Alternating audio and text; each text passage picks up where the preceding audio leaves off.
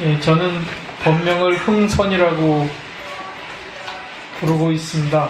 그리고 지금 하는 일은 불교중앙박물관 관장 일을 하고 있습니다.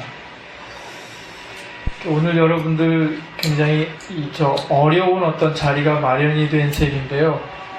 그 제일 큰 목적과 이유가 지금 불교중앙박물관에서 하고 있는 전시 관람을 위한 겁니다. 근데 전시 관람하려면 전시관에서 보면서 설명도 듣고 그러면 제일 좋은데, 유감스럽게도 저희 불교중앙박물관이 한꺼번에 이런 정도의 숫자가 전시장 안에 들어가서 다 볼 수가 있는 상황이 아닙니다. 박물관 전시실이 3곳으로 되어 있는데 어지간하면 뭐 이렇게 수십 명 정도는 이렇게 쭉 볼 수가 있지만, 한꺼번에 이런 정도 숫자가 돼가지고는 전시물들을 이렇게 분산해서 보는 게 아니기 때문에, 여러분들 들어가서 쫙 흩어지면 얼마든지 가능하지만 한 군데 많은 사람들이 모이면 서로들 전시물들을 충분히 볼 수가 있는 조건이 되지 않습니다. 더군다나 지금은 전시실을 평상시 상설 전시하던 거하고 바꿔서 기획전으로 꾸며서 전시장 자체의 인테리어가 다 바뀌어 있기 때문에 사람들이 동선을 따라서 쭉 움직이면서 보다 보니까 움직이는 동선이 굉장히 폭이 좁습니다. 그러다 보니까 여러분들이 안에 한꺼번에 들어가서는 전시를 도저히 볼 수가 없는 그런 구조로 되어 있습니다. 그래서 부득이하게 여러분들께 한 장소에서 모여서 전시 전체가 어떻게 조직이 되어 있고 어떤 전시물들이 전시에 나와 있는지 대강 설명을 드리고, 그리고 여러분들이 이제 설명 없이 가급적이면 이렇게 분산이 돼서 그렇게 보셔야만 전시를 볼 수가 있게 되어 있기 때문에 이런 자리가 마련이 된 것입니다. 그러면 그렇게 불편을 감수하고 도 전시를 보아야 할 만큼 전시가 중요하냐? 예, 그건 중요하다고 할 수가 있습니다. 전시가 아주 훌륭하게 잘 만들어졌느냐? 그 얘기를 하면은 또 조금 문제가 다른데, 중요하기는 굉장히 중요한 전시입니다. 왜 중요하냐? 올해가 대장경이 우리나라에서 처음으로 만들어지기 시작한 지 딱 1000년 되는 해입니다. 서기 1011년, 고려 현종 2년 때부터 우리나라에 처음으로 최초의 대장경이 만들어지는데, 그것은 세계에서 2번째로 대장경이 만들어진 그런 아주 기념비적인 그런 사건이 일어난 해가 바로 1011년입니다. 문화사적인 대사건이 일어나는 거죠. 그래서 바로 그 1000년이 되는 해를 기념해서 대장경과 관련된 전시를 조직을 한 겁니다. 그러면 이렇게 중요한 전시, 사실은 이게 우리 종단의 범위를 넘어서서 국가 전체로 볼 때도 엄청 중요한 사건이죠. 그것이 그 당시 동아시아의 어떤 지식의 지도를 완전히 바꿔버리는 그런 사건이었음에도 불구하고 우리나라에서는 그런 것들이 지금 1000년이 되는 해임에도 불구하고 충분히 조명을 받고 있지 못합니다. 그런 시도가 없었던 건 아니에요. 이미 2007년부터 문화계에서 그런 준비를 해서 문화계 전체의 역량을 모아서 국가적인 힘까지 동원해서 올해를 잘 좀 조명을 해보자, 그리고 정말로 국가 전체가 축복하는 그런 잔치가 되게 해보자 라고 문화계 인사들 수백 명이 모여서 다짐을 했는데, 정권이 바뀌면서 그런 것들이 거의 다 물거품이 돼버렸습니다. 그래서 거의 없었던 일처럼 돼버렸기 때문에 결국은 행사가 아주 분산적으로 그렇게 이루어질 수밖에 없게 되어 있었고, 저희 종단에서는 그것조차도 아예 계획이 없었습니다. 근데 이게 아무리 그래도 그렇지 이렇게 소중한 의미를 갖는 해를 그냥 보낸다라는 건 말이 안 된다 라고 해서 제가 작년 11월 15일 날 불교중앙박물관장으로 일을 시작을 했는데, 그때부터 준비를 해가지고 지난 9월 20일 날 전시를 오픈을 했습니다. 그러다 보니까 이만한 전시라 그러면 적어도 2, 3년 전부터 준비를 하고 그래야지 내용도 충실하고 그렇게 할 수가 있는데, 기간도 짧고 그러다가 보니까 여러 가지 준비가 충분하지 못한 것들이 있죠. 그런 것들이 우리가 가지고 있는 한계인지도 모르고 이 시대가 안고 있는 한계인지도 모릅니다. 그래서 전시는 제가 전시를 조직하는 것들을 총괄 책임을 지고 있지만 제 마음에는 전혀 흡족하지가 않습니다만, 그런데 우리의 어떤 현재 문화적인 수준이 어느 정도인가, 이렇게 흡족할 수가 없는 전시가, 대장경과 관련된 전시가 올해 중요한 것이 몇 군데에서 이제 있었고 지금 현재 진행되고 있고 앞으로도 있을 것입니다. 대표적인 거 4가지만 꼽자면, 호림박물관이라고 국내에 아주 유수한 사립박물관 3군데를 꼽으면 간송, 그 다음에 호림, 그 다음에 호암. 호암은 리움이라고 오늘날은 이름을 바꿔 부르죠. 삼성에서 운영하는, 이게 우리나라 사립박물관, 가장 뛰어난 사립박물관 3군데를 꼽으면 그렇게 꼽을 수가 있는데, 호림박물관에서는 이미 전시가 끝났습니다. 대장경, 특히 처음 만든 대장경, 초조대장경을 중심으로 전시를 이미 했고요. 그 다음에 저희 박물관이 현재 하고 있고, 그 다음에 여러분들 중에 많은 분들이 살고 계시는 경상남도, 경상남도하고 합천의 해인사하고 같이 공동으로 대장경 축전을 현재 진행을 하고 있습니다. 그리고 저희 전시가 11월 12일 날 끝나는데, 그 전시가 끝나고 나면 며칠 뒤에 아마 11월 15일부터로 알고 있는데, 문화재청에서 직접 주관해서 서울에 있는 고궁박물관에서 역시 문화재청 개청 50주년 그리고 대장경 1000년을 기념하는 전시를 직접 문화재청에서 합니다. 그런데 제가 알고 있는 바에 의하면 이 4군데서 일어나는 전시 가운데 저희 전시가 가장 그나마 내용이 충실해요. 저로서는 전혀 만족할 수 없는 전시가, 이게 현재 우리의 문화 수준입니다. 그러니까 여러분들이 전시 보면서 여러 가지를 느끼시기 바랍니다. 굉장히 중요한 어떤 그런 의미도 여러분들이 얻으셔야 되고, 동시에 우리 또는 이 시대가 갖고 있는 그런 한계 같은 것들도 여러분들이 아울러 느끼셨으면 굉장히 좋겠습니다. 대장경과 관련된 전시입니다. 전시 제목은 천년의 지혜, 천년의 그릇, 그렇습니다. 천년의 지혜, 한마디로 부처님의 지혜라는 얘기죠. 천년 그러지만 사실은 처음 대장경이 만들어질 때까지가 부처님 시대부터 해서 대략 한 1000년 세월이 흘러간 뒤입니다. 그리고 또 그로부터 또 지금 또 1000년이 흐른 것이고요. 그래서 저희가 천년의 지혜라고 얘기를 하는데, 그것은 바로 부처님의 대장경을 의미하기도 하고 부처님의 지혜를 의미하기도 하는 그런 말이라고 할 수가 있겠습니다. 그 다음에 천년의 그릇은 바로 그 지혜를 담는 그릇을 가리키는 말이죠. 대장경 그러면 사실은 대장경이 무엇인가 담겨야 되잖아요. 그 담는 것을 요즘 같으면 책 같은 거에다 담을 수가 있는데, 옛날에는 그 책이 지금과 다른 어떤 형태로 되어 있었기 때문에 대장경이라는 말도 있게 되고 그러는 것인데요. 전시 제목은 그렇게 되어 있는데, 이 대장경이 무엇인가부터 여러분께 쭉 풀어가도록 하겠습니다. 대장경이란 말은 중국에서 만들어진 말입니다. 원래 부처님 당시에 있었거나 인도에서 만들어진 말이 아닙니다. 그러면 인도에서는 무슨 말을 썼는가? 삼장이라는 말을 썼습니다. 삼장법사 그러죠, 여러분들. 삼장법사라고 얘기할 때 삼장이 바로 삼장에 통달한 그런 훌륭한 스님을 삼장법사라고 얘기하는데, 삼장이 경장, 율장, 논장입니다. 경율론, 그것을 삼장이라고 얘기하는데, 경은 부처님께서 직접 말씀하신 것 가운데 교리, 사상과 관련된 부분을 경이라고 얘기를 하고, 율은 계율, 교단의 규범이죠. 불교도가 지켜야 될 규범들을 부처님 말씀 가운데 따로 떼어내서 율장이라고 얘기를 합니다. 논장은 무엇인가?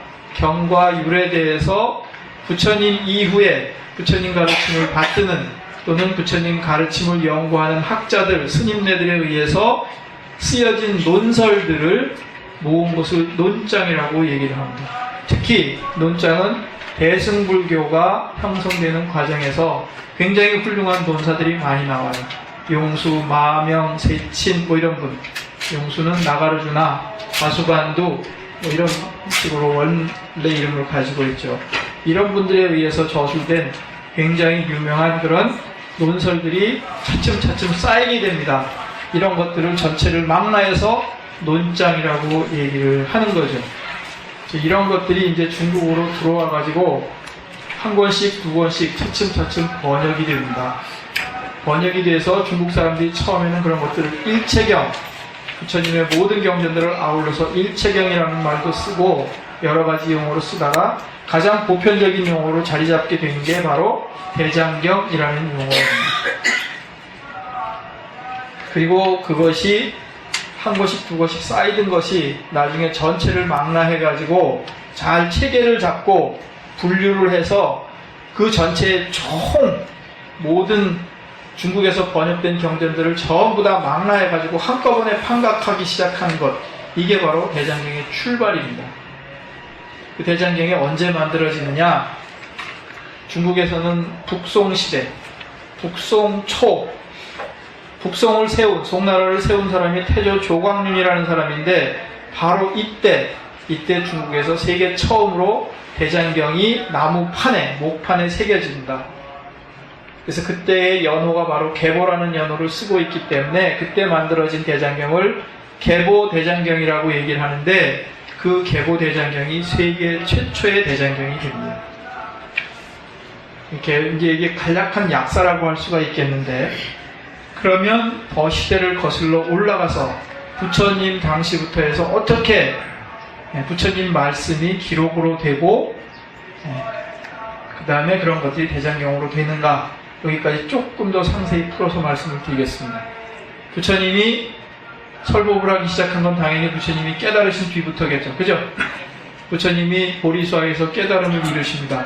그리고 나가지고 첫 설법, 초전법륜이라고 얘기를 하죠. 첫 설법이 5비구를 상대로 한 거 아니었습니까? 부처님이 깨달음을 이루신 부다가야에서 녹야원까지는 거리상 한 270km 정도 됩니다. 거기를 걸어가시죠. 걸어가서 5비구를 상대로 첫 설법을 합니다. 그때부터 부처님이 돌아가시는 날까지 40년 이상을 설법을 하시잖아요.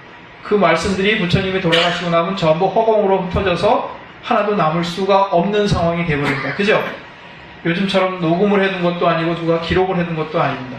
그 당시 종이가 있지도 않았고 그냥 부처님 말씀, 제가 여러분들께 지금 이렇게 얘기하면 이 자리 지나고 나면 끝나버리듯이 그렇게 다 끝나버릴 상황이 돼버린 거죠. 그 소중한 말씀을 그렇게 해서는 안 되겠다라는 생각을 하게 됩니다. 그래서 부처님 돌아가시고 난 뒤에 부처님 남아있는 제자 가운데 제일 우두머리가 누구였는가? 가섭존자였습니다. 가섭존자보다 더 뛰어난 사람들도 있었죠. 사리불, 사리푸따, 목갈리나, 목걸련, 목련이죠. 이런 분들이 부처님보다도 더 나이가 많으셨습니다. 그래서 부처님보다 더 먼저 돌아가셔요. 그런 제자들이 돌아가시고 나니까 부처님 돌아가신 뒤에는 가섭존자가 제일 우두머리의 입장에 있게 됩니다. 그래서 가섭존자가 당시에 아라한들 500명의 비구들을 소집을 합니다. 소집을 해서 그분들이 한자리에 모이게 되죠. 상황이 이렇다. 부처님 가르침이 완전히 소멸될 위기 상황에 처했으니까 이것을 우리가 어떻게든지 모아서 후세에 전하는 일을 해야지 된다 라고 해서 부처님의 부처님의 말씀을 결집을 한다. 모아요. 첫 번째 결집이 이루어지기 때문에 그것을 제1결집이라고 얘기를 합니다. 그 이후에 몇 차례의 결집이 이루어지게 되는데 제1결집, 그러면 부처님 얘기 다 이미 부처님 얘기는 끝난 상태고 사람들은 들어서 기억만 하고 있을 뿐이잖아요. 제일 많이 기억하고 있던 사람이 누군가? 부처님 개인 비서를 20년 이상 했던 아난존자였습니다. 아난존자를 부르죠. 그래서 아난존자가 지금 여러분들처럼 이렇게 500명의 비구들이 있는 자리에서 나는 이와 같이 들었노라 라고 해서 부처님 말씀을 쭉 얘기를 합니다. 이게 가능할까? 수십 년 전에 들은 얘기가 가능할까? 얼마든지 가능합니다. 지금은 우리가 핸드폰 같은 거 쓰니까 전화번호도 기억 못하잖아요. 그거 안 쓸 때는 전화번호 많이 기억했죠. 그렇습니다. 사람의 그런 것들을 써버리면, 활용을 하게 되면 굉장히 그것이 아주 발달하게 되는데 활용을 안 하면 다 죽어버립니다. 또 이런 걸 우리가 생각해 볼 수도 있어요. 여러분들 노래는 수백 곡도 아는 사람들도 있잖아요. 그죠? 노래 가사 하나도 틀리지 않고 수백 곡도 아는 사람이 있습니다. 노래 좋아하고 그런 사람들은 다 할 수 있거든요. 마찬가지입니다. 웅문, 시형식, 노래 형식으로 되어 있는 건 사람들이 또 훨씬 기억하기가 좋습니다. 지금도 여러분들 경전 펼쳐놓고 보세요. 금강경 같은 것도 여러분 읽다 보면 나중에 사쿠계가 나오죠. 그런 것들은 글자 수가 딱딱 맞게 시형식으로 되어 있습니다. 법화경 같은 거 펼쳐놓고 보세요. 쭉 산문으로 이야기 전개되다가 나중에 운문 형식으로 딱딱딱 정리해 놓은 것들이 있습니다. 시 형식으로. 기억하기가 좋게 되어 있어요. 음악성이 굉장히 뛰어나단 말이죠. 그래서 그런 어떤 특징들을 가지고 있었기 때문에 이야기를 다 기억을 할 수가 있고 그것을 그 자리에서 쭉 얘기를 하는 겁니다. 그래도 못 믿어서 500명의 비구가 귀 기울여서 듣고 있다가 틀린 부분이 있으면 다 수정을 하는 거죠. 그 자리에서. 그래서 이상이 없다. 이렇게 정리하면 이 내용대로 하면 부처님 말씀에 틀림이 없다. 라고 확인이 되면 가섭존자가 통과시키는 겁니다. 회의할 때 여러분들 망치 두드리듯이 통과시키면 500명의 비구가 대합송, 합창하는 거예요. 그 내용을. 다시 한번 쫙 공동으로 외워서 지니는 겁니다. 가슴속에, 머릿속에 기억하는 거예요. 그렇게 해서 하나씩 경정 하나하나를 정리해 나갑니다. 그때 정리된 게 두 파트예요. 경과 율. 두 파트만 정리가 됩니다. 노는 없죠. 그 당시에는. 아직까지 경과 율에 대한 연구 이런 것들이 된 상태가 아니니까 경율 2장만이 정리가 돼요. 대합성을 통해서. 그리고 나서 흩어진 500명의 비구가 제자들을 기릴 거 아니겠습니까? 그러면 그 사람들이 제자들에게 자기가 기억하고 있는 것을 그대로 전달해서 자꾸 내려오는 거예요. 그 당시 문자로 기록된 거 아닙니다. 제1결집 때는 합송한 겁니다. 같이 외워서 지닌 거예요. 그렇게 해서 수백 년 내려오다가 어떻게 기록이 되느냐? 처음에는 나무잎에 기록합니다. 나무잎에. 종이 없었던 시절입니다. 중국에서 여러분들 종이가 발명된 게 언제입니까? 서기 108년이라고 얘기하잖아요. 부처님 돌아가시고 나가지고 5, 600년 지난 뒤입니다. 그러니까 인도에도 종이 없었던 시절이죠. 그래서 나뭇잎에다가 기록을 해요. 나뭇잎에다가 뾰족한 걸로 이렇게 글씨를 쓰면 구별이 잘 안 가요. 거기다가 잉크를 집어넣고 표면을 싹 지워버리게 되면 파인 부분에만 잉크가 나올 거 아니겠어요? 그렇게 돼가지고 또렷하게 구별이 되는 거죠. 인도에서는 나뭇잎을 페트라라고 했습니다. 그래서 그것을 중국 사람들이 폐역이라고 번역을 하게 되거든요. 그렇게 만들어진 경을 폐역경이라고 얘기를 합니다. 그렇게 폐역경이 최초의 기록된 형태의 경전으로 만들어지기 시작합니다. 부처님이 돌아가신 지 수백 년 뒤에 일어나는 일이에요. 그 이전까지는 기억으로 암송해서 전해져 오게 되는 것입니다. 자, 나뭇잎이 암만 커봐야 얼마나 크겠어요. 그죠? 가늘고 길게 이렇게 되어 있습니다. 한 40cm, 30cm, 40cm 정도 되고 폭은 한 5, 6cm 밖에 안 돼요. 거기다가 많이 기록할 수가 없습니다. 종이처럼. 그렇게 해가지고 그래서 여러 장 겹쳐야지만 이제 경전 하나의 내용이 되겠죠. 그리고서 양쪽에다가 구멍 뚫어서 순서대로 묶어두는 겁니다. 보관할 장소가 필요하잖아요. 한두 권이 아니니까. 그거를 담아두는 그릇이 필요합니다. 바구니 같은 데다가 분류해서 담아뒀던 거죠. 그렇게 해서 경장, 율장, 논장이 안착하게 되는데, 그래서 경장, 율장, 논장을 3장이라고 얘기를 하는데, 그거를 산스크리트 말로는 트리피타카라고 얘기를 합니다. 트리라는 거는 TRI라고 쓰는데, 영어에 3 있죠? 3이라는 게 바로 트리라는 말에서 나온 겁니다. 3장 할 때 트리가 3이 바로 트리를 가리키는 말이죠. 장은 감출장자를 쓰거든요. 한자로. 컨테이너란 뜻입니다. 보관하는 것, 그릇이란 뜻이에요. 바구니, 광주리 그런 뜻입니다. 그렇게 바구니, 광주리 같은 데다가 폐역경을 담아놨기 때문에, 그것을 3개로 분리해서 담아놨기 때문에 3장이라고 얘기를 하는 것입니다. 이렇게 경전이 만들어졌습니다. 그런 것들이 불교가 전파되는 상황에 따라서 세계 각지로 흩어져 가게 되죠. 처음에 중국으로 들어옵니다. 중국 사람들이 이해하려고 그러면 산스크리트나 또는 팔리어로 되어 있는 것을 이해할 수가 없잖아요. 중국말로 번역을 해야 됩니다. 한문으로 번역을 해야 돼요. 근데 중국 사람들은 불교를 전혀 모른다. 전혀 모르잖아요. 누가 번역합니까? 먼저는 인도에서 온 사람들 또는 서역, 천축이라고 얘기하는 인도에서 중국으로 오다 보면 실크로드를 따라서 이렇게 문화가 흘러오잖아요. 실크로드 상에 있던 나라들이 많아요. 지금 예를 들면 아프가니스탄, 우리 저 시사에서 많이 듣는 그런 데가 다 옛날 중국이나 우리나라 사람들이 얘기하던 서역, 천축에 해당되는 곳들입니다. 그런 데가 불교가 전파되면서 전부 다 불교가 중국보다도 발달되어 있는 나라들이었거든요. 그런 데 있는 스님들이 건너오는 겁니다, 중국으로.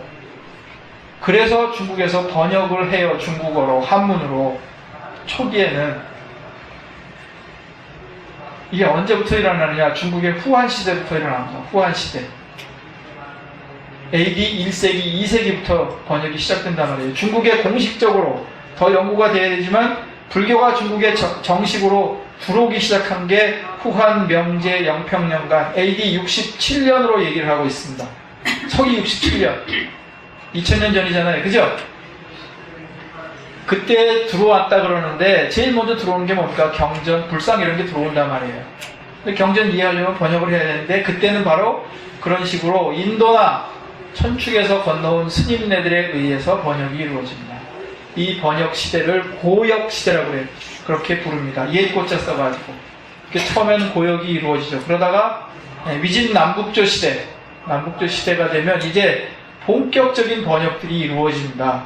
주로 천축 승려들, 인도 승려들에 의해서 그런 것들이 본격적으로 이루어지는데 이 시대를 대표하는 인물이 누구냐? 쿠마라찌바, 구마라즙. 여러분들 금강경 독송 많이 하시죠? 지금 여러분들이 독송하고 있는 금강경이 바로 구마라즙 스님이 번역한 번역본입니다.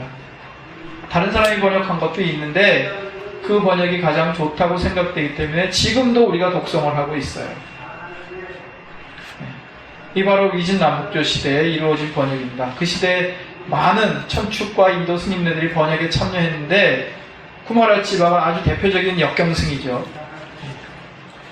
이 시대를 구역 시대라고 얘기합니다. 아까 말씀드렸죠. 고역과 달리 남북조 시대, 이 시대에 이루어진 번역을 구역이라고 얘기합니다. 신구할 때 구입니다. 그런데 더 세월이 흐르면서 중국 사람들 입장에서는 만족할 수가 없는 거예요. 중국인들 입장에서 보면 그거는 인도 사람들이나 서역 사람들이 번역을 한 거기 때문에 제대로 번역이 되었는지 이런 것들도 의심스럽기도 하고 자기네들이 불교에 대한 이해가 점점 높아지니까 이제는 우리 힘으로 직접 한번 그것들을 번역해보자. 정말로 불교가 어떻게 얘기하고 있는지 내 눈으로 확인하고 내 가슴으로 이해하고 이렇게 하려는 열망들이 굉장히 커지기 시작을 합니다. 그래서 중국에 있는 스님들이 인도로 구범 여행을 가요. 가가지고 인도에 가서 수십 년간 언어도 익히고 불교도 익히고 그리고 경전 같은 거를 구해갖고서 옵니다. 와가지고 자기네들 손으로 번역을 하기 시작을 해요. 이 번역이 집중적으로 일어나는 것이 중국 당나라 시대입니다. 그 시대를 대표하는 인물이 누구냐? 아까 말씀드린 현장법사예요. 현장스님 당나라 때 스님이거든요. 지금 현재 중국의 서안, 시안에 가게 되면 자은사 있죠? 대자은사, 거기 자은사 탑이라고 하는 유명한 전탑이 있습니다. 자은사가 바로 현장스님이 머물던 절이고 거기에 현장스님이 역경장을 마련을 합니다. 그래서 수많은 스님들이 동원돼가지고 경전들을 엄청나게 번역들을 하죠. 이 시대, 뭐 현장 스님만 그런 거 아닙니다. 현장 스님, 의장 스님 이런 분들이 인도까지 가가지고 경전 구해와가지고 번역들을 합니다. 이 시대를 신역 시대라고 얘기를 해요. 신역 시대.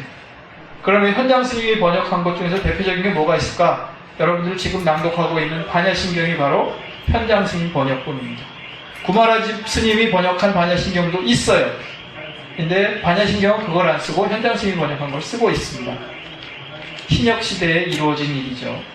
이런 식으로 중국 불교의 역사를 보다 보면 이 역경사에 있어서는 고역 시대, 구역 시대, 신역 시대를 차례로 거치면서 어지간한 경전들이 이제 다 번역이 끝나게 됩니다. 그런데 그렇게 오랜 시간에 걸쳐서 AD 1세기 무렵부터 이게 번역이 시작되기 시작되어 가지고 당나라 시대 7세기, 8세기까지 되니까 거의 한 7, 800년에 걸쳐서 번역이 이루어지잖아요. 산발적으로 이루어진 거죠. 조직적으로, 체계적으로 이루어진 것이 아니라 굉장히 많은 경전이 체계 없이 쫙 번역이 돼 있잖아요. 이거를 가지고는 활용을 하는 것들이 굉장히 낮습니다. 활용도가 낮아요. 체계를 세우고 분류를 해가지고 제대로 잘 정비를 해서 쓰지 않으면 정보로서의 가치가 상당히 떨어지게 되어 있습니다. 지금도 그렇잖아요.